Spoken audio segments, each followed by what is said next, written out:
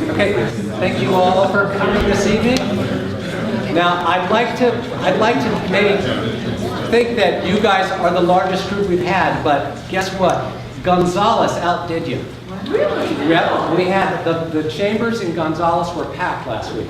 So they had lots of issues related, or concerns, and issues related to transportation and social equity and representation of population forecast numbers and how we get trucks off of 101 and move produce more efficiently, what happens in rural communities and how they're represented. So there was a big farm, landowners were there, community stakeholders, etc. So had probably about 60 people, but I'm happy to say that you guys are definitely number 2, and you're probably getting close to being tied for number 1. So first off, a round of applause. Thank you all for coming. So my name is Bill Wiseman, and I'm with RBF Consulting, and there's a number of us around that are going to be here to help answer questions. And Jonathan's wandering around the back somewhere. He's with RBF. Eileen, we've got AMBAG, Heather, and Mara, and Grace, and Ginger. I'm doing pretty good here. And they're from SCCRTC. Thank you, thank you. And there was one more. No, that's it. Okay, so just so you know who's here, and there's some other people we're going to introduce briefly to you.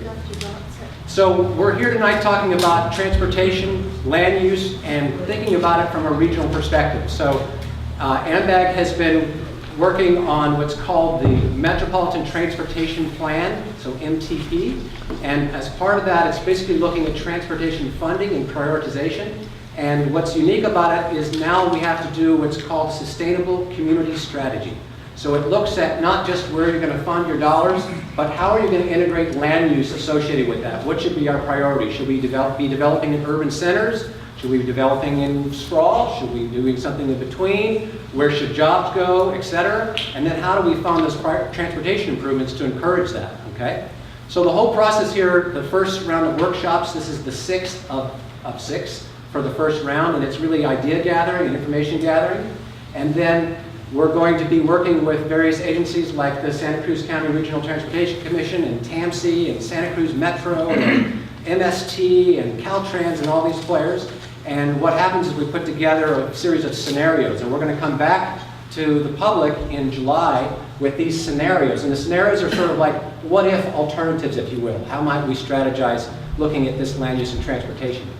The long term is by 2014, AMBAG will have before them, the board, a Metropolitan Transportation Plan with a preferred scenario, and that's what they will adopt. Okay, so we've got about another year plus in the planning process and preparing that Metropolitan Transportation Plan. So this is the first of many opportunities to have outreach and participation.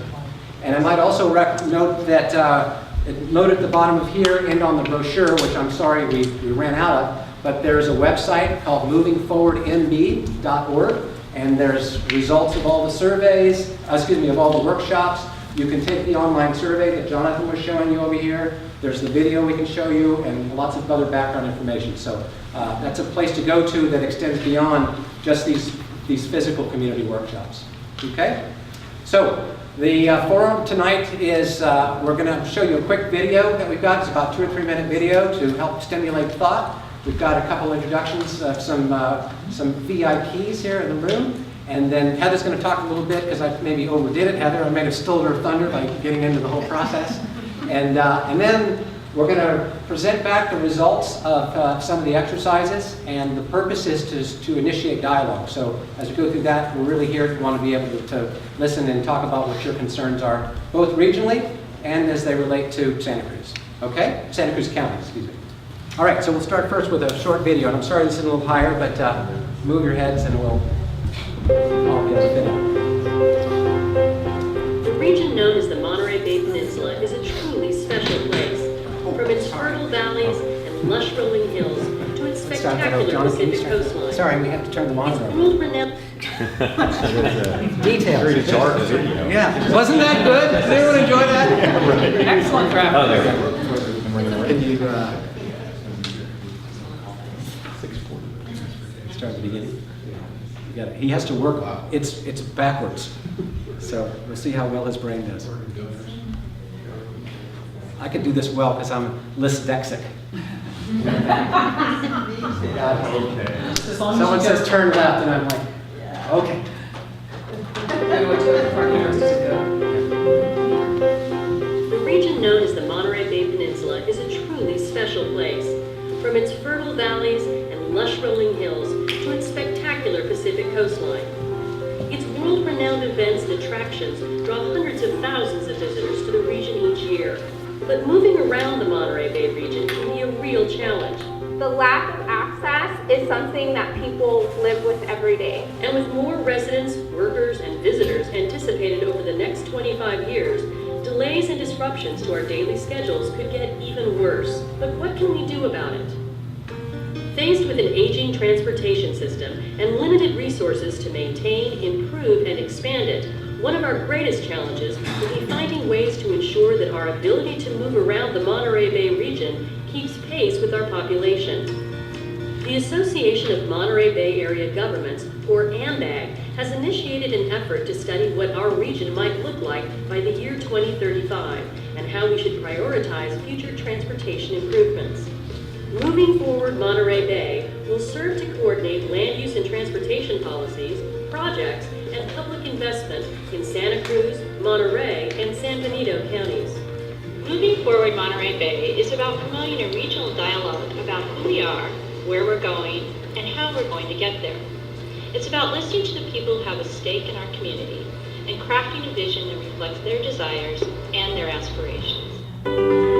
Integrating land use and transportation decisions creates many benefits, like encouraging the use of transit and reducing automobile emissions by clustering more homes, jobs, and other activities around transit stations. So if we were to just hop on the bus in the morning, have free Wi-Fi, it's safe, it gets us where we need to go on time, and it's always reliable. Creating communities with jobs, stores, schools, homes, and recreational amenities close together, reducing traffic and the pollution that results. Living in a compact community would give people more choices and varieties of things to do. Improving public safety and health by making it easier to walk, bike, and take public transit. And people that do need to use their cars to get to certain places can do that easier. And making wiser use of infrastructure and reducing future costs to taxpayers for such things as water, sewer, and roads. Working with regional agencies, community members, and stakeholder groups, the aim is to focus on a forward-looking plan to keep what is special about our region and address major challenges so we can pass on a vibrant and healthy region to future generations. By the year 2035, the regional population is forecasted to reach 885,000 people. That's an increase of more than 150,000, along with 40,000 new households and nearly 65,000 new jobs. Where should we accommodate this growth? And how will we ensure equal access to where we will have to go each day? And how will we make sure that we protect our region's important natural resources? From 2020 to 2035, we actually have to decrease emissions by 5%. We can only do that with good transportation planning and good regional planning. And so those are the goals that have been set by the state, and we're determined to meet them. Transportation and land use must work together to promote sustainability if we're going to leave a better Monterey Bay region for future generations. But we can't do it without you. We'll need your help to plan for our future and our children's future. Be part of the discussion, get involved, and share your vision. For more information, go to the Moving Forward Monterey Bay website at movingforwardmb.org.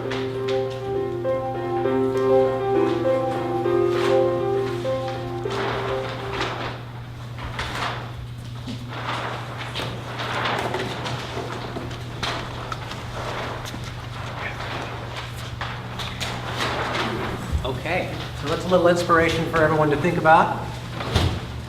So I'd like to first do a couple introductions, and the first is Supervisor Neil Cooley. Thank you all very much for coming. I see a lot of familiar faces here, and I know this is an informed audience. It's really going to be your voices are going to be important in this.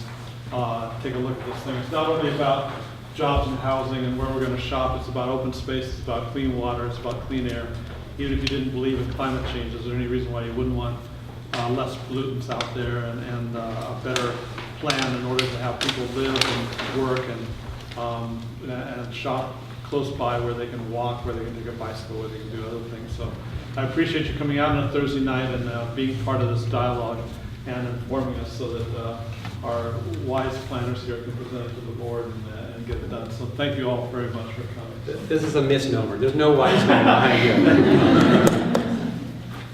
By the way, I'm the representative of the County Board of Supervisors, myself and Bruce McPherson on AMBAG, and that's why I'm participating here. Yeah, I know.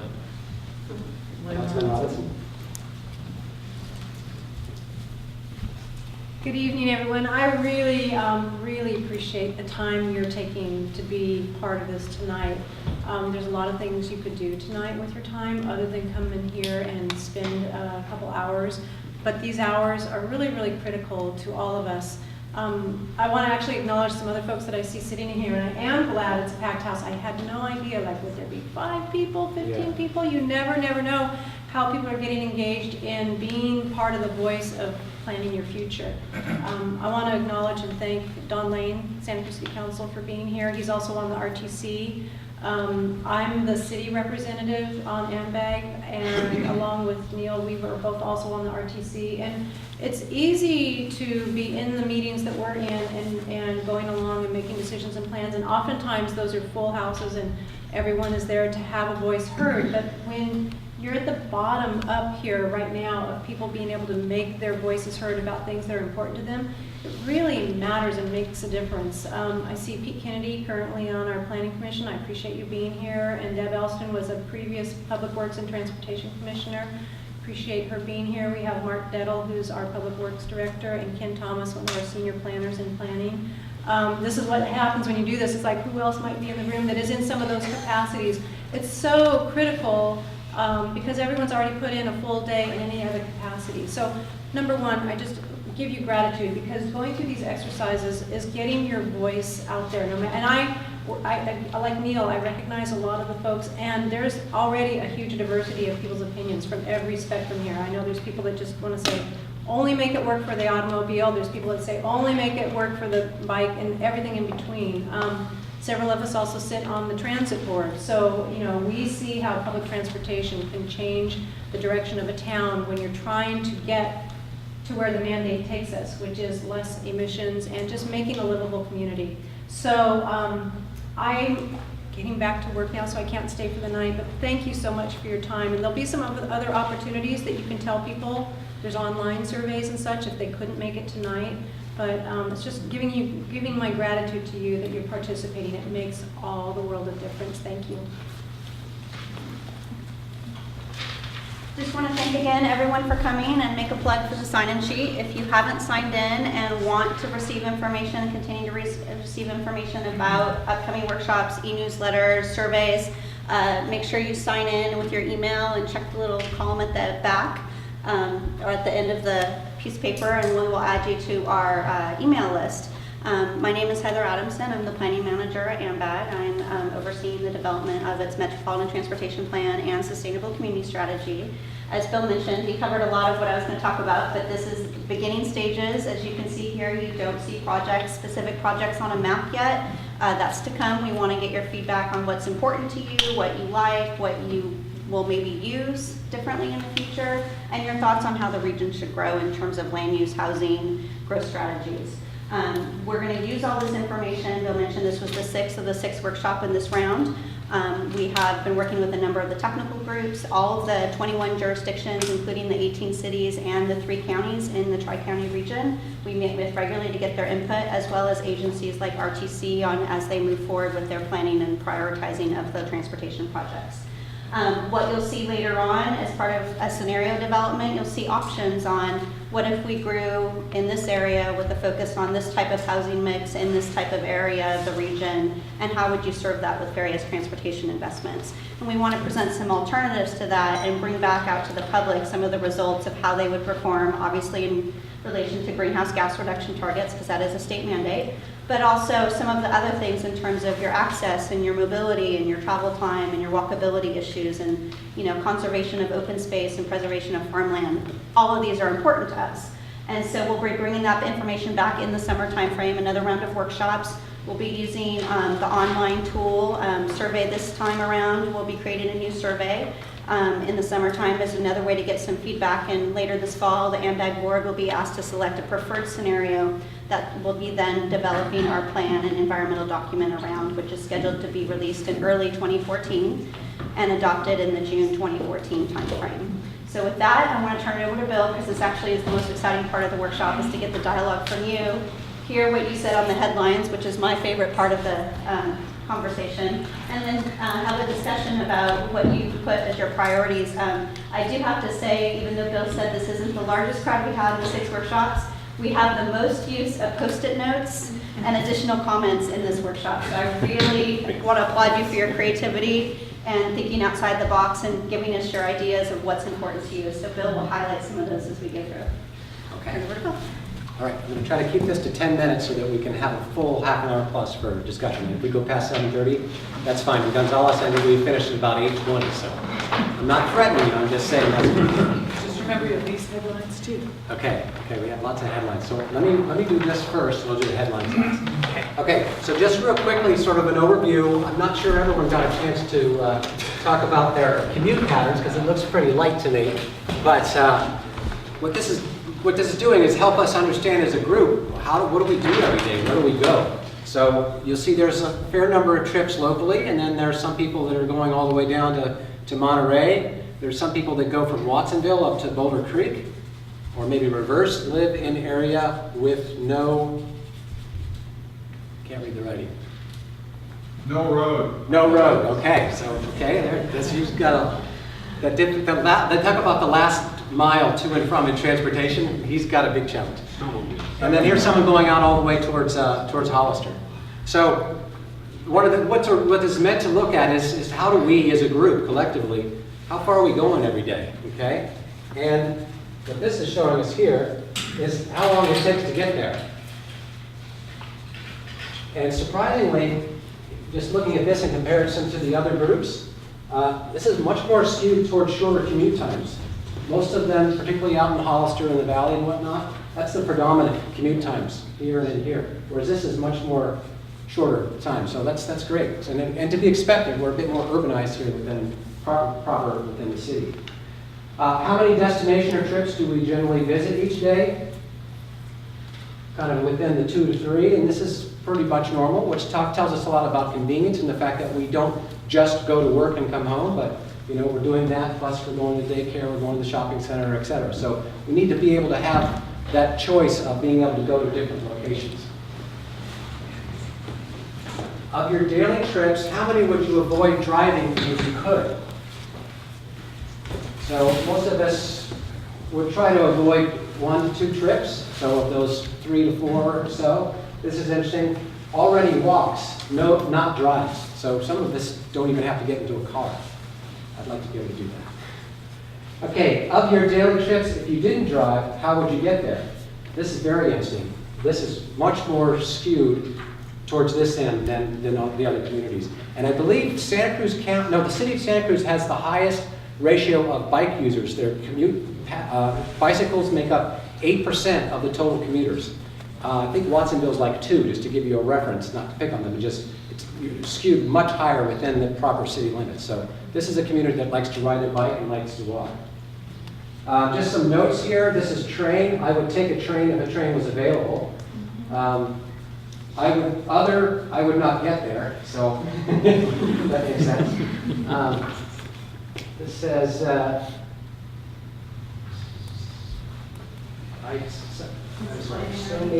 drive to work in local. Oh, I need my. That's my writing, sorry. Oh, okay. Sometimes I drive to work and local weekend destinations, sometimes I walk. So you're maybe drive to work, but all your other trips are walk or bike. Okay. And Heather is a Santa Cruz resident, Santa Cruz County resident, so she gets to participate. No, that wasn't a comment for me. Oh, you wrote it for someone, okay. Yeah. And this one under other, it's not practical. Driving allows me to do many things I otherwise could not do. And that is a great point because... Hey, Phil, we have a question from the audience? Yes, sir.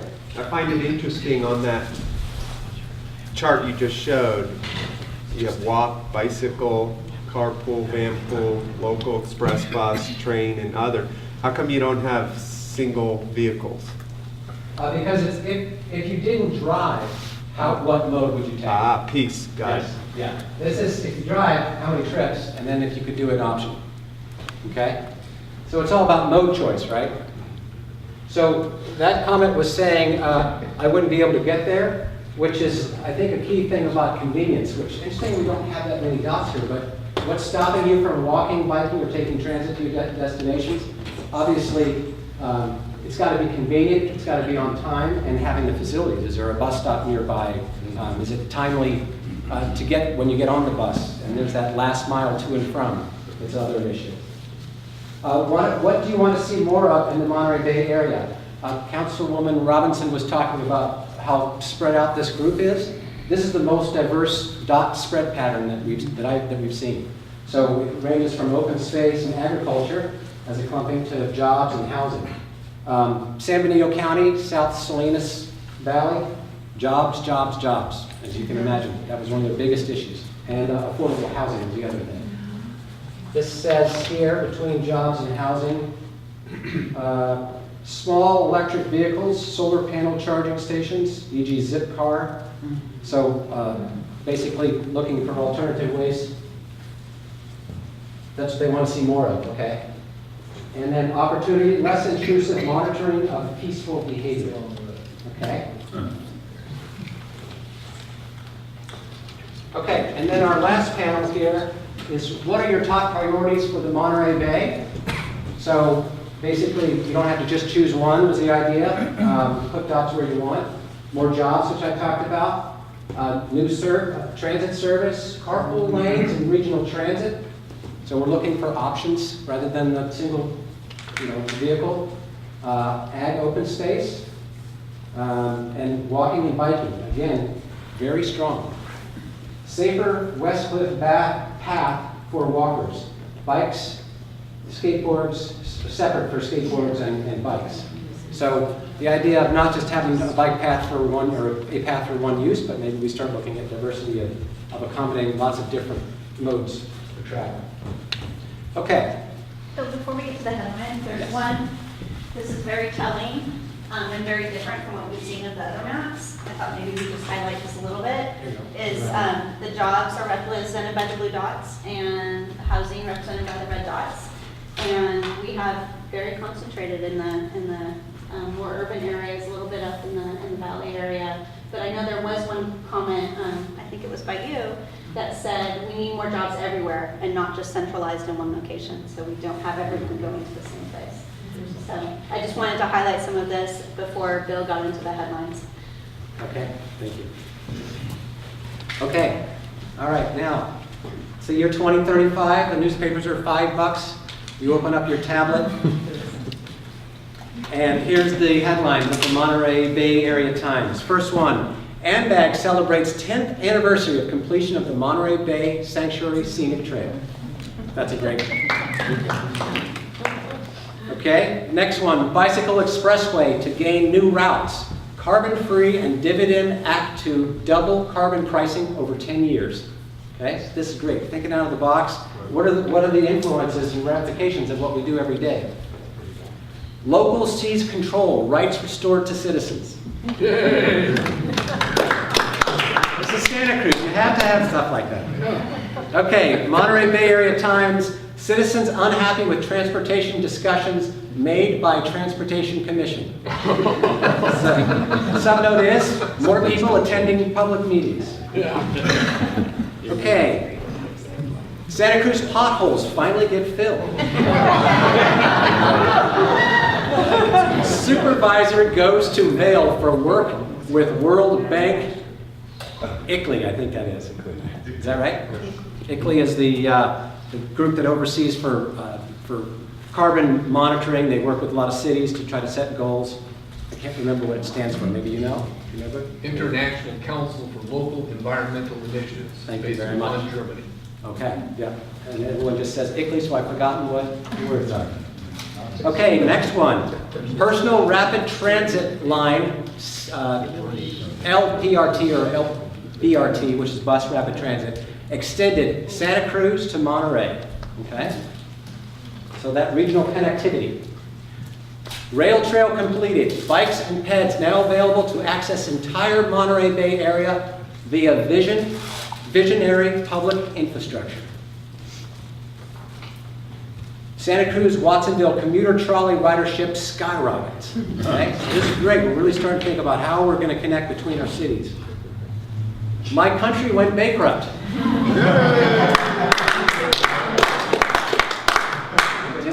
I like that sequence too, right after the train. Yeah. Metro announces new 10-minute headways on major corridors. Someone want to explain that? Because headways meaning the time between, right? Yeah, it's the surge of buses. In other words, you're at a bus stop and you only have to wait 10 minutes. 10 minutes, okay, so delay time. Wouldn't that be nice? 10 minutes. It's like when I go up to Santa Cruz, or excuse me, Seattle, when my daughter's in college, and I would look on the schedule to help her where it's like they're just coming all the time. Yeah, at that point, at 10-minute frequency, you don't really need a schedule. You just walk to the bus stop and exactly. a few minutes. She was worried when to get to the bus station. I just go walk out there. It'll be fine. Okay, 2035, COG Sovietization of America is completed. I need 2 piles. Okay, rail trail done ahead of schedule. Okay, so there's a lot of endorsement for the rail trail. I don't know if you guys saw, we made a map for tonight talking about the number of people, schools, and open space that are in proximity to the rail corridor. It's worth looking at on your way out. It's pretty interesting. More than half the people within Santa Cruz County live within a mile of that rail corridor. So it's an interesting of a long-term asset that we've got. Era of over-the-hill commuters is over. I like that. That has a lot of ramifications. High-efficiency cars. More vehicles automatic than human driver, thanks to Google. BRT Salinas Monterey project groundbreaking. Santa Cruz Watsonville BRT line opening. So a lot of discussion of how we can get between urban centers. Okay, the inhumanity of top-down central planning economics exposed. Keep local control, no outsiders with plans for us.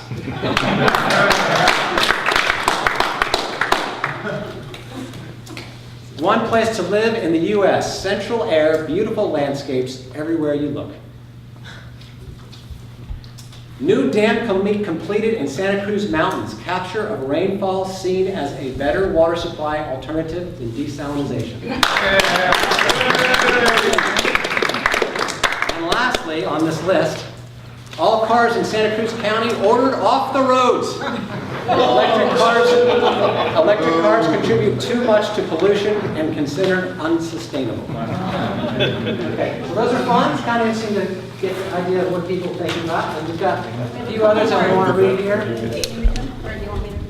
You want to do it? Okay. Okay, you read them all. Okay, half of Greenland ice sheet slips into ocean in one season. Okay, that's not very good. CO2 levels stabilize, water levels stabilize.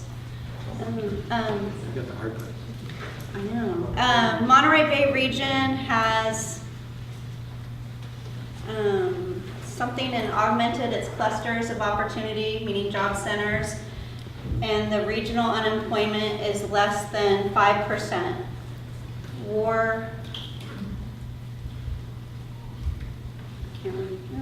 Are mostly living here. Workers are mostly living here as they work locally, yes. I apologize to whoever wrote this. I'm having a hard time. The next one is 3 Cranes International to build floating office park on Pacific Avenue. Monterey Bay area, end-to-end, side-to-side, all on public transit. And Fast, Fit, and Fun. Monterey Bay area leads USA in bike and ped travelers. Okay. So that's good. So it gives us an idea of what could be some possibilities. So without further ado, it gives us a good idea. So that's input that you guys have provided, okay? So some initial reactions and responses of what you've seen. Who wants to start the discussion? Yes, Just on the map, you know, the commuter map that not many people Yes. build in. I just love the one that goes from Santa Cruz to Monterey via water. Yes. So, Didn't quite so just to think, as a crow flies, but just to think in the future, there could be solar power hydrofoils going. So maybe some sort Yeah, of you know. ferry service. Yeah. It's 26 miles across the bay. Yes, sir. Yeah, Phil, where's your firm out of? My firm is out of, so I live in Corralitos, and our office, I call it the Monterey Bay office, and we're down in Marina. Okay. How much are you being paid for this? That's not, let's stay on topic. please. No, we should know. No, we're not going to do that. We're not going to do that. We We're here should to know. talk about regional transportation and be constructive. Isn't this our money? Isn't this our I'm sorry, money? I'm not going to. This is our money? Transporting our money. Does someone else have some questions? If someone related to what we're has talking questions about? regarding I'll give you administrative questions. matters, you can I'll give- contact me I'll give you later. questions. Yeah. In your, it's great you're coming out and reaching out to the public. I award you for that. And doing the way you're doing surveying it. Let me ask you this, a couple things. Do you do, if you're designing a water plant, you don't ask the public for their opinion of how big a pipe should be and how pipe flows. Are you guys doing any systems engineering design work on how you move and do analysis of cost per mobile unit moved? Are you guys including that in your analysis? This is just the survey part, right? The reach Survey public part. outreach. We want to find out what's important to you and Okay. what are you likely to do differently in the future if that a different mode or a different option was available to you. And then as part of our scenario development, we will be modeling all these scenarios. So if we did build a rail or we did build it or implement a new bus line, we'll figure out how much does that cost, how many people will use it, that information. And that's the type of information that will come back around at the summer workshops. Yeah, great question. Yeah. Yes, ma'am. In regard to this proposed rail system and everything else, it's going to require some land use. And how is that going to be worked out? Will land be simply taken by eminent domain? In what way will the landowners be compensated? This is going to create some inconvenience in the agricultural business, you know, a rail line, how do you get across the stuff? There are a whole lot of big issues as it will interrupt ongoing industries here. Yeah. And Now, has are that you been talking about addressed? the BRT, the Santa Cruz, the rail that The train track. RTC just bought? Okay. Is that what you're talking about? That particular segment? All of the road improvements and rail lines. Okay.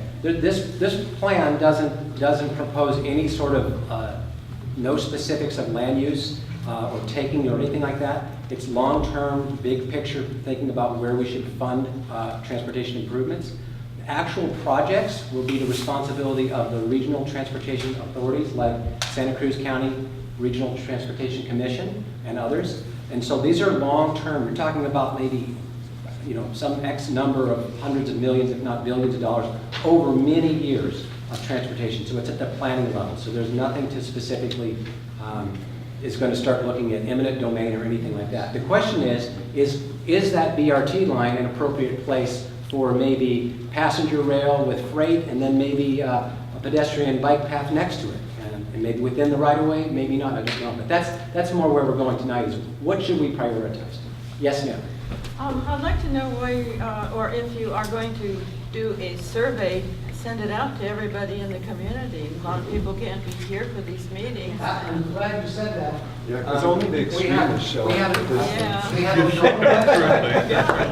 You're one of those We put up tonight, we have a survey. There's a survey that you can take online. In fact, Jonathan was Not all of us have internet. Pardon me? Not all of us have internet. Well, then you are welcome to give us a call. We'll make out sure that you, in fact, the people in Gonzales said the same thing. And she said, if you could help us and assist by printing the surveys and they'll fill them out. And some people don't speak Spanish. We've got the survey in Spanish as well. So if you don't have internet survey access and you'd like to do the survey or you'd like multiple copies, to distribute to other people, by all means. We want to get as much input as we can. That's the whole idea. And if you can't make it tonight, then we'll have you come, then you can do it another time. I also want to point out that we are asking very similar questions in a telephone survey throughout the 3-county region. So that will be a statistically valid survey that reflective of the sample size. I think everybody should have a vote in the county. Absolutely. Absolutely. They can. We've advertised quite broadly. We've articles in the paper, best that they'll do that. And since we don't have cell towers up there, our supervisors don't allow us to have cell towers up in the mountains for some reason. So we can't communicate with you by the computer unless we come down to town. So We'd be happy to assist. thank you. Dan, you had a question? And you, and then I'll go back. I was wondering if you're want to use a rail, it's just one rail and there's no going and coming. I'm confused about how that would help. And you have to have a car to go to the rail station. Yes. And then you have to have parking, you have to have land, and you have one way. Yeah. And then wait and come back. Yes, right. Ah, So, well, let's just say you had a station in Santa Cruz and you walked to the station or you biked to the station, because it's within, say, a mile or 2. do you think I would do that? I'm just talking in general terms. But yeah, you're right. How you get to and from destinations. So the or do first multiple mile, travels. last mile connection is very important is what I'm It would hearing. take me forever to go and wait for it to come back, Right. because there's no two. Through track. So the systems we design have to also be cognizant of those with special needs or elderly or youth, children, etc. So that's a great comment. And also, I think she was also concerned about the single track issue, may be having some concerns or affecting frequency of how frequent the train could operate if you only had a single track and return trips. Okay, yeah. Good point. Sir, you're next? Yes, common sense signage, so people aren't going around circles in the county and in the city. Is there a way that funds could be available so the city and county can do something now? So. Okay. Common sense signage. Eileen is writing all this down, by the way, so she's really good at this. Let's see. Sir, you last year, AMBAG was talking about putting unelected stakeholders on the board that diminishes both the elected officials and the voters. I wonder if that went through. And also, isn't AECOM brokers and lobbyists? Aren't they brokers and lobbyists and don't particularly contract? Is there a contract with this promotion actually shielding the actual contractors? Okay. I'll answer the first question. The unelected representatives. A year ago, the board set up what's called a regional stakeholder or regional advisory committee, and it's stakeholders, members of the public that represent the hospitality industry, education, business community, as well as the environment and planning areas. They are not voting. They are simply advisory. They meet pretty regularly every 4 weeks to 6 weeks to help us on this project. They provide input, did similar exercises like you're doing tonight. And we work with them along with our planning directors, our public works directors, city engineers, as well as our partner agencies. So they are participating in the process and their meetings are open and advertised on our website, but they don't vote. But that's like lobbyists diluting the people's rights. I disagree with your bringing them in. Okay, that's definitely, we hear that comment. On the issue related to the contract, I'll handle the administrative questions following the main session here. If you want to see me after, I can answer that. Okay. Yes, sir. AMBAG is a COG, a Council of Government. You know, anybody in this room in 8th grade, we learned American government was comprised of 3 levels of government: federal, state, and local. COGs can control local governments completely. I mean, COGs have power over regional and municipal planning, economic and community development, cartography and GIS, hazard mitigation, emergency planning, aging services, water use, pollution control, transit administration, and transportation planning. Now, it seems to me, you, as a representative from the COG organization, AMBAG, are inverting our form of government in this country. How is it you can justify the COG's existence from a constitutional perspective? Can we take care of these administrative things? With all due respect, let's have some respect for everyone's time tonight, and let's talk about the issue at There's hand. issues. Please. And we can talk about Let's that. not Well, I get think that. the It's issue not of worth it. COGS, the COG coming in and doing this in a manner that, you know, you got 50 people here in a county of 250,000 people. The other 249,950 people have no idea what's going on here, have no idea of what you're doing. And that's because we live in a system of government where we have representative government. You do not reflect representative government. You reflect a Soviet style of Okay, sir. government. Thank you for your comment. Okay, yes, sir. I'm Colonel Terry Culp, and I'm concerned, my mind is open, but I would like to know where I could go to your offices and simply, like at the library, read what this is all about, what your planning is, et cetera. Where might I be able to do The that? website is a great way to start. There's the former MTP plan.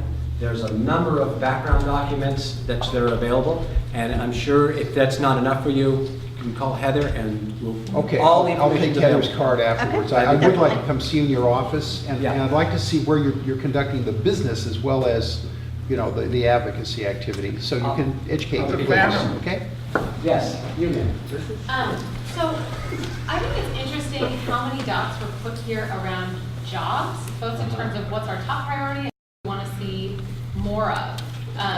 Because when I look at that and then I look at how far people are commuting, it seems like most people already live and work here. So it's interesting. I mean, I guess that I don't really have like I'm not saying that's good or bad. It's just sort of interesting to me that people live and work in this community and yet feel like we also need more jobs, and yet housing isn't necessarily balanced with that. So comment. Yeah, okay, good. Comment noted, thank you.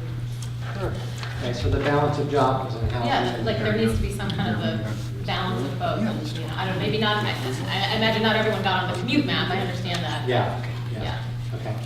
Yes, ma'am. My question is you were mentioning mandates that the government mandates, you know, we can only put so much CO2 in the air and all that. What happens if we can't meet these mandates? I mean, what gives? I mean, what do we do? Do we say, well, people can't have their cars, or what goes on? I mean, what is there another? Is there? There's additional. There is something. Yeah. Is there There's something additional in the work requirements plan that need to go that if you forward. can't meet these mandates, what do? You throw truckers off the road, or what? I mean, is it just a bullet? Is it just a guideline to meet, or is it like we're going to have to really cut some things out here to meet this? Or you open your wallet. Please, let's I'm not just wondering. Did I? Yeah, I can answer Okay, that that's question. no, I can answer that question. Let's not interrupt each other. The state requires, the now state through SB 375 that was adopted back in 2008, required all 18 MPOs, which is all 18 regions in the state of California, to prepare what's called a sustainable community strategy. And the one requirement they tied to that is you must meet the greenhouse gas reduction targets for two key years, 2020 and 2035. Ours are a 0% increase for 2020 and a 5% reduction per capita by 2035. Now this is due simply to the amount of travel we do around the region related to passenger vehicles and light duty trucks. It does not count freight. Freight is its own different measurement in terms of greenhouse gas emissions at the state level. It also doesn't count efficient vehicles. So if you're driving an electric vehicle that doesn't produce any emissions, we can't take credit for that in meeting that 5% reduction target. If through our development of the sustainable community strategy and we do all this analysis and come up with a scenario that is supportable and reasonable by the region, but yet doesn't meet that target, we then have to prepare something that's called an alternative planning scenario. And that basically is a planning exercise that looks at what would it take for us to be able to meet those targets. In any case, it can be, well, if money wasn't an issue and we can build as much transit and operate as much transit as possible, we could meet this. Do you take into account economic issues and, you know, like how many jobs is this going to affect if we have this target of this mandate and we have to fulfill this? We do assume job growth, the number of jobs growth as part of in the scenario, and for some reason, and so if we don't meet these targets, we have to take that next step. I do have to say the state and the feds are moving toward funding programs that do more programs that reduce greenhouse gas reduction and providing funding to regions that show reduction in greenhouse gas targets. So ultimately, if this region were not to meet our targets, it could limit our funding in the future of discretionary funds. I mean, that's what we're seeing this lead to. Did you say that they don't count electric vehicles? So if we increase the amount of electric vehicles, they're not counting that? They're counting the emissions, but they're not counting the emissions towards our 5% reduction. So that's really smart. That's virtually, absolutely the smartest thing I've ever heard. It's coming from a separate Yeah, cars run on electric cars run on whatever fuel is used to generate the electricity. If you're a coal plant, your electric car runs on coal. So you have your choice there. You put it in there because it counts. It's like when they give a reduction on there, we're discounting this amount of money off of the electric vehicle you're going to buy because this is free. It isn't. People have to pay for that deduction on there. It's a funny deduction. Okay, And then, one concern I have whenever you're looking at a plan like this for how we're going to be is there's a creative process in business and in individual lives that you can't manage. You can't make everybody be a certain way without a huge cost. Now, I get in my car and I take a trip to the store, and maybe I stop at Starbucks and get a mocha or something. And then maybe I remember my kid wanted to have this little gizmo over here, so I stop at this store. And these businesses profit from my ability to move around as I like in my car. When you make a plan like this, you're changing things. And you're changing things sometimes by force, sometimes by giving incentives to some people, some businesses over other businesses. And so you're using the power that you have to change things by your vision. And by doing that, you're inhibiting the whole process that makes us a community, which is I go into the Starbucks and I say, hello. Freedom. I get it. Yeah, exactly.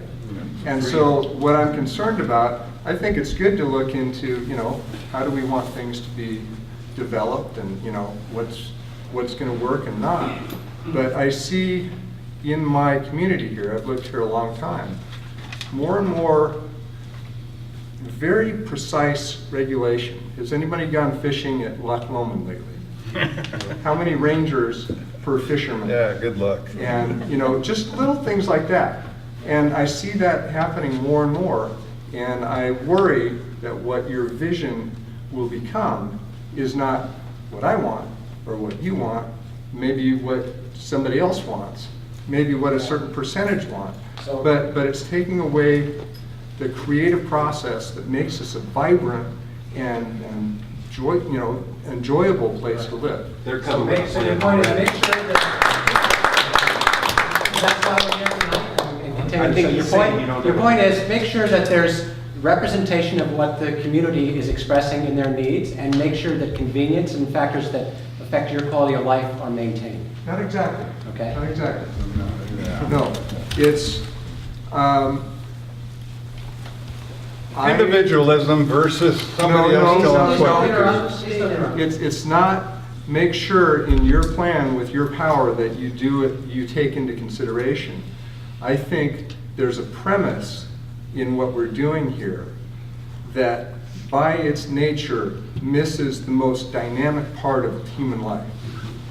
And you're trying to plan something 30 years and 20 years in the future, and look back 20 years. I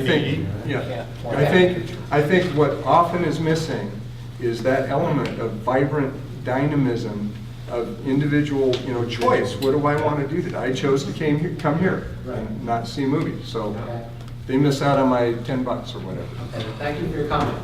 Eileen's got that. Yes, sir. Yes, thanks. I've been interested in transportation planning for a long time. I've attended meetings of this sort and similar about transportation planning kinds of issues since here in Santa Cruz County since the late 1980s, elsewhere earlier. And I'd like to make 3 observations.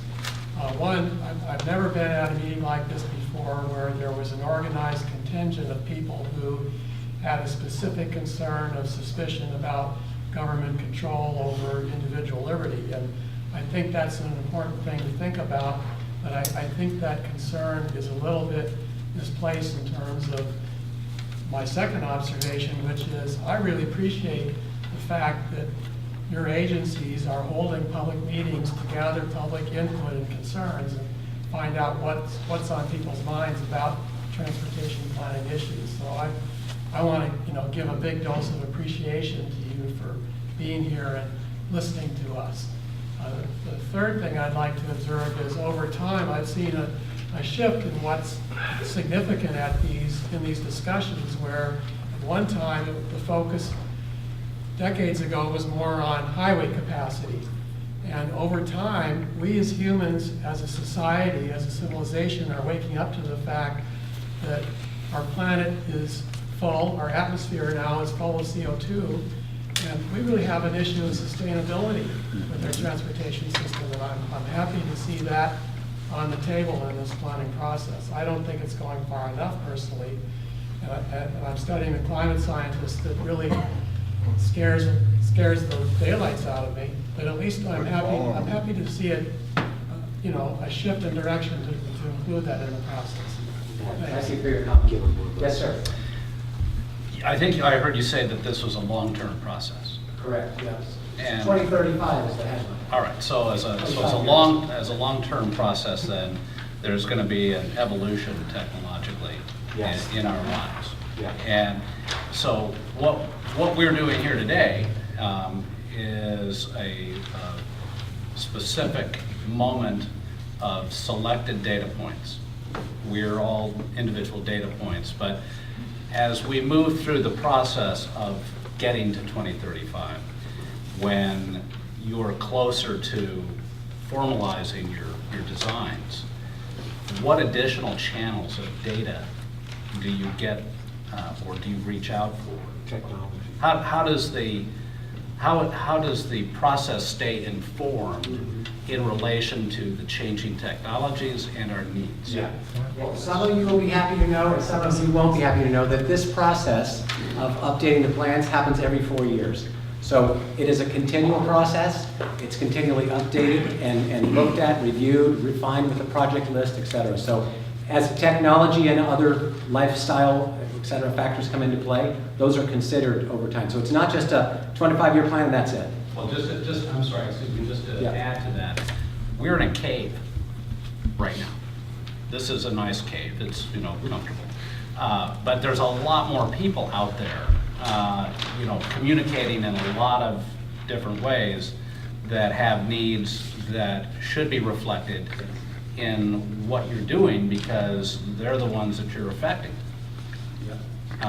In fact, there's a lot more people out there than just who are in the cave here. Exactly. And that's why we see the web and Facebook and all the other mechanisms, as well as press, as a way to get out as broadly as we can without spending a lot of money. But the web presents a good tool that we didn't have 20 years ago. Okay, I'm going to call on people that haven't spoken, okay, because we still have a lot. I'm Patricia. I just want to say on this, people who aren't here, like if I look in the room and see who isn't here, it's the people who will be vibrant and healthy and in the prime of their life in 35 years. So it's mostly an older crowd that's here. And so... We're the wise ones. What? We're the wise ones. Yeah, well, that could be there too. But the point is, so who's missing at the table too? Because everybody wants to not only move forward, but people want to have a future that is of quality to move towards. So my perspective is, instead of thinking of just, myself right now, I really like to think of who's not here as far as young people in 35 years. Because I don't. And one of the things too is, as an older person, one thing that I do sit on more, my choice to feel better about what I want to feel better about or more bitter, is that I like to say that it is confusing for me. when I look at all these different agencies and how goodness gracious they coordinate and how our elected officials are on multiple committees around the same topic, but it doesn't take in a lot of things that a lot of people here are mentioning that are really near and dear to them. Like, it isn't just about transportation moving forward, it's about all of us moving forward and the quality of life on how land is used, what education, everything, the new technologies coming in. Are we gonna, jump on a drone to go down to Monterey? We're gonna have drones overhead. There's a lot of things happening. So, and everyone has a different belief about it. I find the most frustrating thing on a day-to-day basis right here and now, where I live in Santa Cruz, is simply I don't see coordination between different departments and agencies in government. So things just seem to be happening to me, like, plans they drew up 5 years ago or things we thought we voted on, like the highway widening project. All of a sudden, well, it's being widened this way. So, it is a very dynamic time we're in, and things are coming in all different directions that are not communicating in a coordinated way. So better coordination. Yeah, and it just feels a lot of mistrust when things seem to be very mysteriously happening. So I just think that we do have to build some trust to go forward. Good comments. Yes, sir. My name is Ethan Behrman. So first off, all the voices I recognize. Nice to hear all of you here. Secondly, I have little kids at home, so that's why I'm here tonight. Instead of putting them to bed, my wife is taking over that duty tonight. A lot of us came because we heard you. That's right. I know. All right. Well, so good. So talking on the radio makes a difference. That's a good thing. Thank you. But I wanted to ask a little bit. I read through the worksheet today, and I think I saw Colonel Terry back there too as well. We have a lot of terms that we use, and they're used in kind of the tagline for this project as well. And when I read that list, and when I talk to people in the community, or if I just talk to my wife, she and I might have a totally different idea of what sustainable is, or what walkable is, or vibrant. It's very subjective terminology, even if they have a dictionary definition or have a Wikipedia page for what they mean. What is the basis for this terminology that we're using? Is it SB 375? Is it AB 32? Is there a codex? Is there a glossary for this terminology? So we're speaking the same language when we're having these meetings. It's Agenda 21 talk. I can answer that. A lot of these terms, and you can see in the green color here, those are the goals that the AMBAG board set for the development of the Metropolitan Transportation Plan. And each of those have been defined and are included on our website of what we actually mean by those. And we're going to be measuring how well we do in these categories with actually performance metrics. So one related to sustainability would be a greenhouse gas reduction measure. So we'll actually measure that. But a lot of these terms are provided in guidance that's coming out of the federal transportation bill, as well as the California transportation SB 375 guidance, that these are things that as part of your development of your transportation plans and your sustainable community strategy, you need to consider these, and these are the 6 that our board felt were important. So in your documents on your website, there's like a glossary of these. And if you're having trouble finding it, you can give me your card, or I can give you my card, and I can email it directly with the link to you. Thank you. Smart plan. Okay, someone who has not spoken yet? Yes, sir. Thank you. I feel like, at least in Santa Cruz, there's kind of a chicken and egg with density and mass transit. And I serve on the planning commission in Santa Cruz, and what we hear on every project is neighbors don't want density. So how do we get to a density to support a train? And what comes first, the train or the high density transit? Yeah, and the best we could do is write that down, because there is not a magic silver bullet to that. You're exactly right, and it depends on the will of what would make it economically viable. It's like, can you build a parking structure? Well, you need certain, at 20,000 a stall or whatever it costs. So you're exactly right. So density and transit, we're not in New York City, and something in between. So Well, that's a I should great also point. say that, at least for me in government, I volunteer and love hearing from everybody. And the more we disagree, the more I want to hear from you. So don't be shy about coming in, sending an email, sending a carrier pigeon. No problem. We want to hear it.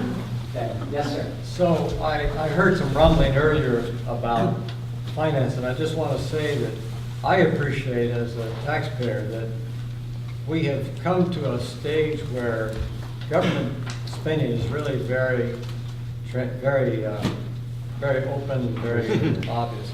And if you go to the website of the AMBAG, you can see the check register. And I just checked to see, and sure enough, it's all there. So if someone wants to know how much money is being spent on this, it's all there in the agendas and the finance package. And when one looks at it in that way, one gets a comprehensive view. It's just not taking pot shots at a poor guy that's standing up there and doesn't have the time to explain what it's all about. So I think that rumbling could be easily done with a little scholarship. The thing that I want to look at, and I dug up the report that was on the Moving Forward website, and it says that expenditures by mode from 2010 to 2035 is anticipated to be 70% for roads and bridges, and transit 7% rail and 20% bus. And others have raised the comments earlier that we have some issues with the future supply of natural resources, whether it's coal burning at a power plant, or in this case, natural gas at Moss Landing, or we're talking about asphalt for roads, any of these things. There are going to be constraints. And in addition to the governmental process, there are other mechanisms that are in play. And I just want to point out that there's some excellent work being done at universities here in the area, San Jose State, UC Santa Cruz, in developing transportation alternatives.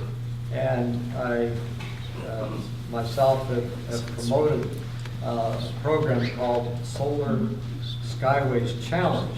And I've offered a prize with my team to students who can design the transportation system based 100% on solar. And believe it or not, one of the winning participants in this is a university in Sweden. And they're doing a complete analysis of the solar component. And they've determined that for the amount of transit imagined in this system, it will be 100% solar power. And can I ask what was the big picture solution for them?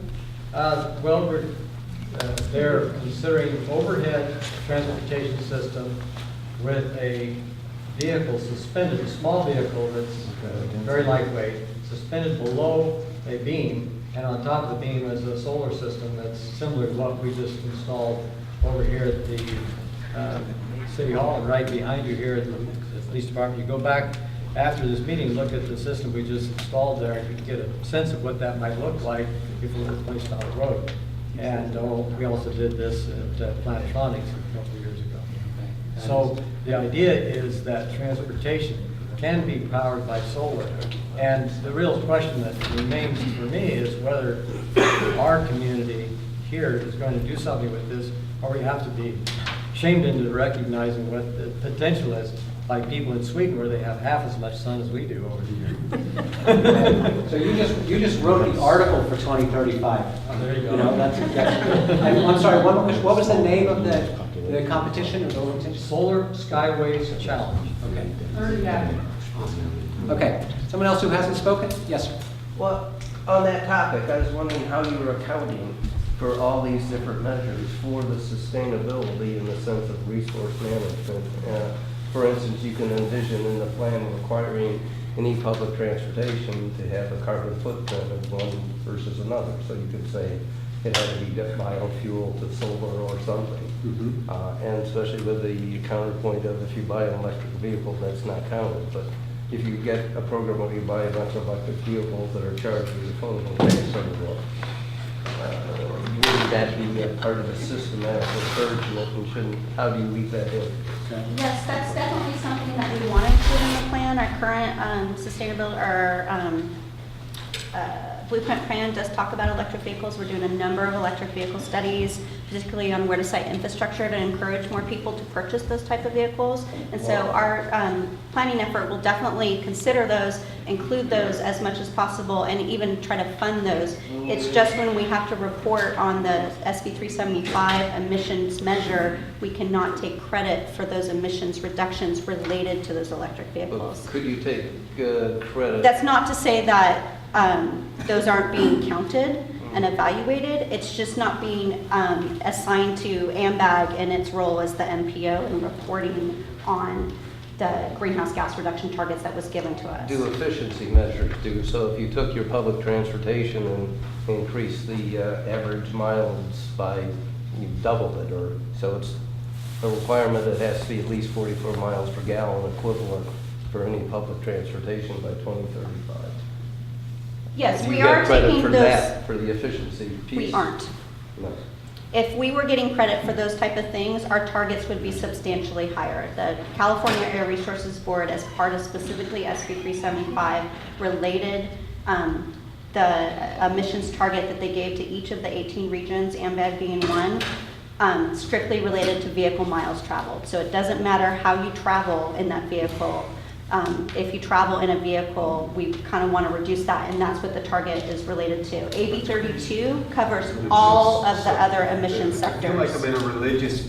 Right. Yeah, this is the kind of thing. Don't interrupt. Well, That's freaking crazy. Yeah, one more follow-up and we'll go next. I'd suggest that that would be an interesting subset to track for the community, regardless of what the other. And that's definitely, that's in the realm of, at the state, at the California Air Resources Board, and it's still included under AB 32, but those type of emissions are not included under SB 375. But you will track that. But it's an integrated tracking. So I see that not only in the sustainability line, as you had given the example earlier, but it's economic viability, it's accessibility, it's social equity, it's every one of those things is directly related to what resource footprint we use as a long-term plan for all of the transportation. So. Good comment. Yes, sir. What I was going to say is the thing that you were just referring to, those are the kind of things that people don't like. That is where they get that top-down mentality that just irritates people. What I'd like to say is I have absolutely no faith in the federal government. I have no faith in our state government. But I do have faith in the people in this room, the people that represent the transportation department and the local businesses. I trust my local neighbor more than I'm going to trust the governor or more than I'm going to trust a congressman. So it is up to us. I hope we get to vote on it. And if the majority wants to put a railway from San Mateo County all the way to King City and we want to pay for it, we should do it. But if the majority doesn't want to do it, we shouldn't do it. But we don't want to be told how to do it. We will make common sense. We will choose the right decision with common sense. We voted for it in 2004. I know. Well, see, the last thing I want to say, that big poster you have, what do you think? We're telling you what you think, what we think. But once we determine what we want to do, will the state allow us? Or will the governments allow us to do what we want to do? That's where there's annoyance. That's my comment. Yes, ma'am. So drawing attention again back to the poster, there are a number of absolutely stellar assets that this region has, whether they are tourism-based, agriculture-based, job-based. How, I would like to see the transportation plan reflect the different kinds of modes that are unique to each one of those things.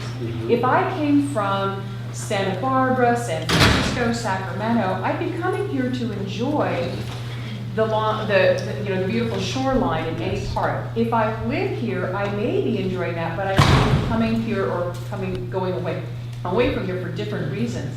And using different modes to use or enjoy or participate in those things. If I'm a grower, I'm going to need a different kind of transportation mode and resource than if I am a resident. It'd be great to have a diversity of modes that addressed and supported and reinforced the asset treasures we have, whether it's research institutions, academic institutions, beautiful places to visit, our fertile fields, etc. I'm right with you, and those are sort of the anchor pillars of what makes our community, and then how do we integrate that transportation with those? So transportation, tourism, education, agriculture. Four main pillars. They could be four. So we're very great point. Yes, ma'am, you've been patient at the back? I'm one of those people that does not believe, having trouble hearing me. I'm one of those people that I do not believe that we really do have a climate control problem. I think this was all dreamed up by a few people to become rich on Like Al Gore? our expense. Right. Yes, Al Gore, who has I understand 5 mansions, so he can jet around the world and pollute. I do worry about polluting the earth. I see what China's doing drastically to our earth. If our government really cared about pollution, they wouldn't allow these drones or manned planes, whatever they are, that are polluting the skies, the chemtrails. They're crisscrossing all over, and God knows what they're dropping on us. So that is a form of pollution. Add that to your list. Get that out. Why? Thank you. There's got to be a lot of pollution, a lot of carbon, if you really care. Heck, carbon dioxide, that's for the trees. They can't live without it. I breathe it out and they breathe it in. So, anyway. Thank you for your comments. So over time, just as time. Are you ever gonna call on me? I've had my hand up. I'm going to let everyone talk who hasn't asked a question. I haven't had a chance to talk yet. I'm sorry, I thought you had before. I'll get you after the gentleman. My apologies, and you'll be next third, okay? My apologies. Yes, ma'am. So, correct me if I'm wrong, but it sounds like when you're talking about reducing vehicle miles traveled isn't telling people how much they can drive or how little they can drive, but reducing commute times, which it seems like is something we can all get behind. And so when you look at the commute map here, and we have people that are traveling from Santa Cruz to Monterey for a job, or from Santa Cruz to Gilroy for a job, from Boulder Creek to Watsonville for a job, by providing more job options and more housing options for different income levels, we make it so that people don't have to drive as far to get to their jobs. That's how I So interpret it. providing more options. Rather on the than restricting. job. Yeah, beyond definitely, what they have. definitely. Or just providing more transportation options. So maybe a lot of people who want to take different options, but they don't have it right now, so they drive. Or maybe they want to telecommute one day a week, or flex hours. There's a lot of different options, and what we've heard around the 3-county region right now is that the options just aren't there for them to choose something other than what they're currently doing that they would like to. Okay, sir, you, and then... Yeah, thank you. I'm just a little clarification. This plan that's being developed, is this a suggested plan, or is this going to be a binding plan on the area? This is a federal and state mandated plan that each of the regions do. So AMBAG is required to do this plan. The implementation of this plan is not by AMBAG. The implementation of this plan would be by the implementing agencies, whether it be each of the local jurisdictions as they build their developments or approve projects moving forward, or by Caltrans working with the transportation agencies like Regional Transportation Commission, RTC. They would be overseeing and implementing the projects, or it could be a local bike project that's implemented at the city level. Where then, in the flow of this, where are our local elected officials in this? In other words, if this is going to be mandated by AMBAG and working with the various agencies, where in that position is the supervisors or city councilmen? Our board is made up of representatives from each of the 18 local jurisdictions. We have a representative, either the mayor or a city council member, as we well have 2 representatives of the board of supervisors from each county. No, I got that. And they represent, they're representatives, and you have different types of representatives, but are we then ceding our land use authority to this central No, and that does not or have is it land going use to go authority. back? This plan does not assume land use authority. The land use inputs that we are getting from this plan are coming from the local jurisdictions. Okay, but they're going that way, and then your then group is analyze going it. to then disperse the different allocations around the area of AMBAG, AMBAG, or We how have does that met work? with all of the 21 local jurisdictions, and they have told us this is what we're planning for the next 20 years. This is what we're thinking about planning for the next 20 years. Please analyze this with some options for transportation as we move forward. Oh, so this came from them? and Yes. they Formed to you guys and Everything they come came up from with the a local plan? jurisdictions in terms of land use and will be implemented by the local jurisdictions in terms of land use. AMBAG But does will not. it be passed by the local jurisdiction? I mean, in other words, your plan will be out there, does it have to be adopted in full or part? No. Is that going to be voted on by each jurisdiction at that point through the No. public hearing process? And We have public hearings at AMBAG. The AMBAG board is responsible for adopting this. The local jurisdictions can choose to implement the recommendations that they provided to us in the plan as they see fit. If they do not implement it or they change their mind in terms of a different policy or a different approach, we update this every 4 years and we will update it the next time to reflect what the local jurisdiction is doing. Yes, sir. Thank you. I'm sorry we took you up. Well, this is typical of why I don't trust government. I don't trust these Delphi techniques. I don't trust ambiguity. I want to see some proven results from my government. I want to see proven results from your group. I've seen nothing at all positive come from local, state, or federal government since I've been born. I'm a U.S. veteran, okay? I'm past retirement age. I live on my property. I want to be left alone. The reason I'm down here is to keep an eye on you people. I don't trust you. You got to understand that. And there's many of us here that don't trust you. We see you as an unnecessary component in our society that we can do without. We don't need this. We've got our local representatives. Let them take the responsibility to deal with these problems. We don't want, like Ronald Reagan said, the worst, most fearful words in the human language is, we're from the government and we're here to help you. No, no, no. You need to prove yourself. All I've seen is a dog and pony show here, big circus tents, a lot of razzle-dazzle, a lot of but nothing of substance, nothing provable, no accountability, period. Where are you going to show me the accountability? No, it's not ours, it's AB 32. No, it's a state. It's federal dollars that are funding this, by the way. This county's getting $1 million to run this program down our throats. But you won't divulge that information. No, I won't talk about that. I don't trust you. Okay. And I don't trust you or any of the members of our planning department. Thank you. We got your time, I understand. Yes, ma'am. This is a fascinating meeting. I'm wondering, how are you, what kind of outreach are you doing to the people who aren't in the room? And I'd kind of like to know how that's happening. And I'm really glad that there's a regional plan and that it's not different cities coming up with their own plan, but that there's going to be some collaboration and cooperation across the board. I would just like to know, how are you reaching out to people who aren't in the room? Okay. Well, I mentioned the website, and that's just a springboard. There's the video that's on there. The point is that the website, then it's kind of, people have to know that there's a website. We've done numerous press releases, okay? Everything is also done in Spanish, so we're also hitting different groups. There's also AMBAG and staff, as well as RTC and the others, are more than willing to go out to any organization, be it the chamber, the Rotary, whatever anyone has asked. In fact, there's some extra plans that Heather just got that we gave her tonight of these boards, because there's a group down in Salinas Valley that wants to do their own mini workshop with the dot exercise. So any way that any organization would like to get support from AMBAG or any of the other organizations that we're working with in partnership to get the word out, we're more than willing to do that. So we're doing the very best we can, and we sent out for just the newsletter and flyers for this more than 500 names, and I'm sorry, I can't remember your name.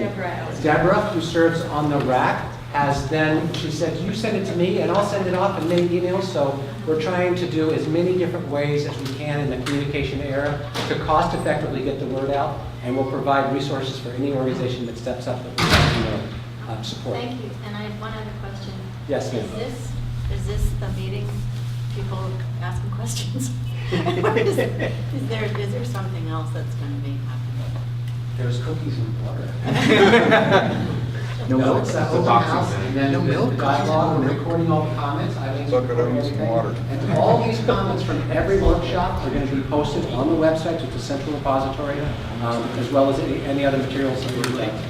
And keep in mind, this is our first round of workshops in this effort to gather input. So our next round and future rounds will be will look different. There'll be, details on projects or information on performance and ridership counts and things like that. So I just want to, in the interest of time, I just want to say, let's plan for consideration of others that will wrap up at 8, and then whoever would like to stay afterwards, by all means, okay? So, yes, sir, you haven't spoken yet. Yeah, speaking as a veteran and an electric vehicle driver and also a driver of a gasoline vehicle who commutes over the hill frequently, I'm really grateful for the fact that there are transportation alternatives in this county, that we're trying to work out some kind of a plan and some kind of coordination, because we certainly don't know what the demographic drift is going to be, where the population centers are going to be, where the jobs are going to be. This is a very daunting task, and I just really appreciate the fact that you all are quite saintly in your patience and in your considerations and willingness to indulge in this process, because there's a very wide range of opinions here and a lot of passions running. So just thank you for what you're doing. Thank you. I'd just like to suggest that in considering... Can't hear. I'm sorry. In considering how to move people more efficiently in this community, whether it's by car or transit or train, that we look at the possibility for intelligent transportation systems. I don't know, maybe there's a better word for that, but basically it would be wonderful to know where the bottlenecks are without calling 511, which is usually way behind in their accuracy and questionable in their accuracy. So something along those lines. So information to tell us what's going on. What's going on, what trains are going where, what buses are going when, and that would be terrific. So real-time travel information. Real-time travel information that is part of the transportation infrastructure. Okay, good comment. Anyone who's not spoken yet? Yes, sir. As a city official, but also a public works director, but also a person who's lived in other cities. I've lived in New York and I've lived in San Francisco, and where they have good, density so that you could have train systems. I walk down the hill 2 blocks and get on BART and take that to downtown. It really makes your choices much different. We don't really have that infrastructure here, and we don't have the density to support that infrastructure here. But even still, we're not geared up towards that. I mean, converting free parking to paid parking, which would shift the incentive from the single automobile to a transit type system, there's a lot of resistance in the community to deal with that. And so I think it's a mind shift that has to happen before people are ready to change, and they have to be able to experience that. In San Francisco, if you're going to go downtown and you know you're going to pay $18 to park your car, or you could pay $2 to get on the BART, it's an easy decision. And so we don't, when here it's $2 to park your car and it takes you a few minutes to get there, why would you not drive? And so I think our mindset is different. We're really geared towards providing easy access for the automobile, and I'm not sure that that's the encouragement. We did have a glimpse of encouraging people to use alternative transportation when gas hit $4 and $5 a gallon, $5.50 a gallon. You saw a shift in mindset of, well, maybe we should carpool, maybe we should consolidate trips. So I think the opportunity is there. I just don't think the incentive or the cost economics or the convenience to infrastructure to support that change is there yet. And so hopefully if you do have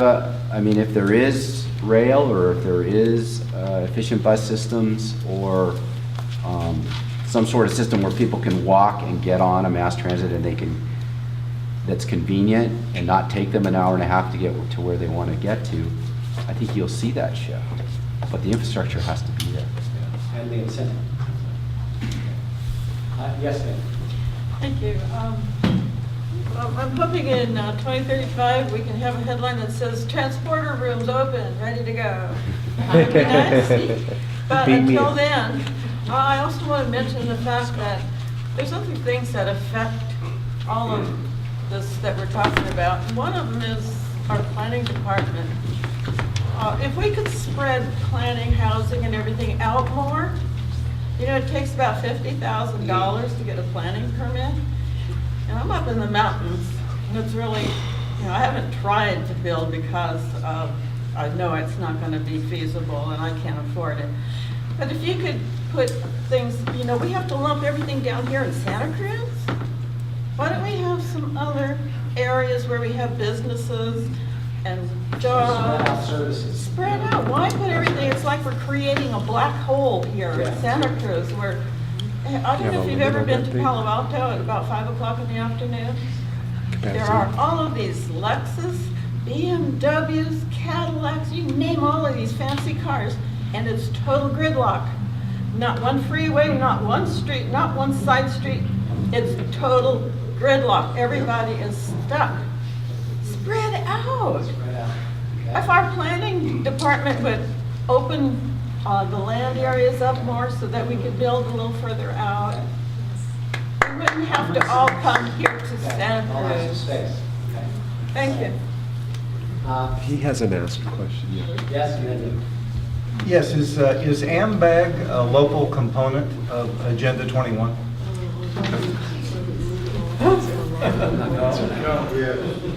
No. I don't know, so Supervisor Coonerty is saying no. Really? Yeah. Yes, sir. Just a real quick question, Bill. Yeah. I mean, you wouldn't answer how much you're being paid. Can you tell us who's paying you to do this? Heather will take care of all administrative Just take a second. See me right Is after. there someone else who wants to talk about transportation? Yes, sir. Just a follow-up question. AMBAG adopted the blueprint plan in 2011, I think. June 2011. So that was billed as a public input and kind of forward-thinking planning how best to go into the next regional transportation plan and metropolitan transportation plan. So that's an existing adopted document, a lot of nice stuff in it. So how's that fitting into this now? Are you stepping back from that and saying, well, we're going to rethink that, or is that part of this process still? We're building on the work that was done as part of our last Metropolitan Transportation Plan that did not include a sustainable community strategy, and that was done in 2010. 4-year cycle, so that's why our next one will be adopted next year. And then this blueprint plan was focused more on land use strategies and more sustainability issues than the traditional transportation. So that sort of led, a lot of the regions started with the blueprint plan, and that led to the involvement of the sustainable community strategy. So we will be building on information that we received as part of that effort and in factoring that into this development of this scenario. Okay, a couple more questions? Yeah, I have a correction on the one question you asked about Agenda 21. And the whole of the energy division of AMBAG is controlled by ICLEI, which is the front for the World Bank, and PG&E. When you go to the income tax returns that ICLEI gives to the United States, it says their purpose is to impose Agenda 21. So Mr. Neil Coonerty was wrong. That information has been before him, before the podium. The AMBAG, those people from all these different governments don't go back to their communities and adequately tell them what happens at AMBAG. In fact, they don't get their communities' approval for the decisions that they make. And it's stacked with stakeholders, and it is a distortion to begin with. So when you're distorting the so-called program, it's not representative, it's not democratic, and it's anti-constitutional and anti-American. Okay, thank you for your comment. Does anyone have discussions about transportation and land? Okay, you, sir, and then Your sister cog, ABAG, the Association of Bay Area Governments, has unveiled this plan called One Bay Area. I just think that people need to understand the transportation and housing plan that's being adopted by the 9 counties, 101 cities for the San Francisco Bay Area. That plan calls for $250 billion in the remake of the Bay Area. And it requires that over the next 28 years, all residential units must be of a stack and pack variety, meaning multi-family housing. 80% of which must be located within priority development areas. These are areas along the bay where very intense development is to be done. They're to combine it with jobs, meaning that these neighborhoods are to be walkable communities. You live on the 13th floor and you walk down and you go a block to your place of work. Now, single-family homes under this plan are simply prohibited. Prohibited. Okay?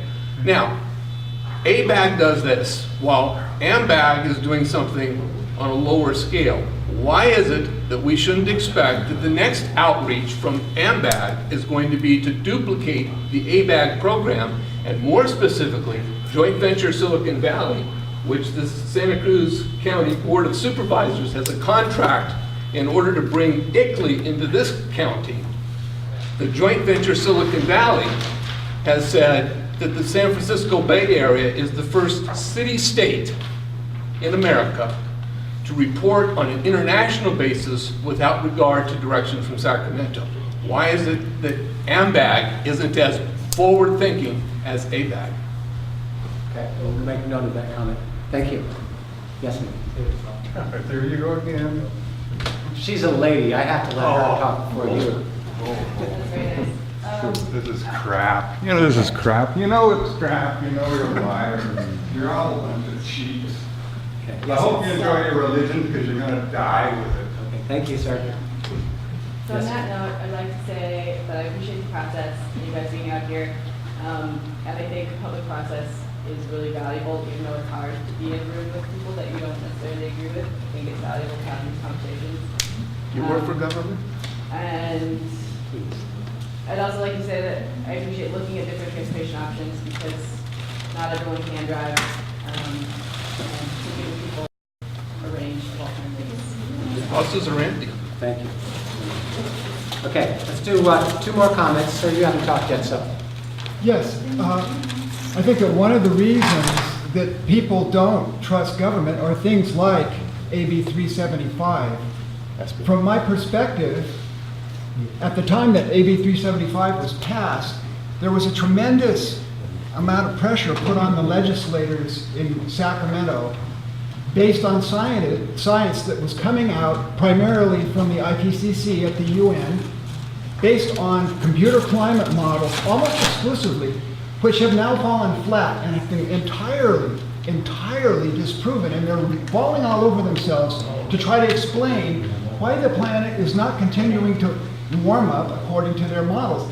And even IPCC-related institutions like the East Anglia Climate Group in England have said there has been no global warming for 14 years.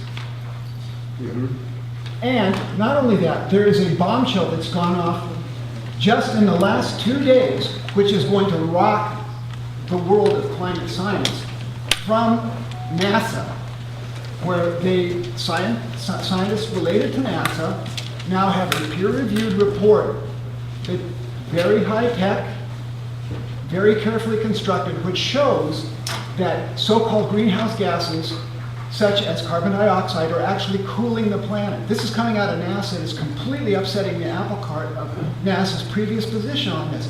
And so the science that we're basing this on, and these mandates, which are coming down from the state and impinging on our right to do what we want to do in our local community, are flying in the face of where climate science is going. In 35 years, 20 years, that's going to be complete history.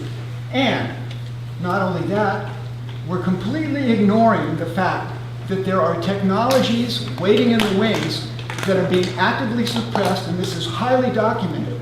Technologies such as water-powered cars, such as energy that's drawn from the vacuum of space.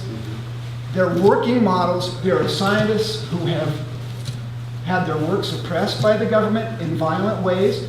And this is all waiting in the wings. And meanwhile, we're trying to plan in ways that actually are controlling the population. Okay. And you guys, I've talked to people in these meetings, I've talked to your staff members, and they say, we can't talk about that because of AB 375. It's a state mandate. Well, that's why we cannot trust this top-down kind of planning. Thank you very much. Thank you for your comments. Okay, so let's After, so why don't we end the meeting? If anyone would like to continue discussions, we're certainly welcome here to welcome your questions and we'll answer them. And I just want to thank you all for coming again very much. And stay tuned to the website for additional workshops and outreach, okay? Yeah, I didn't know if, I can put the link. Okay, you did? Okay. Okay, definitely. Can you follow our your email? Oh, good, all right. I have an open mind. Yes, I know, it's like I recognize all these voices. This was a win, because I mean, it doesn't mean anything, but it was a win for the good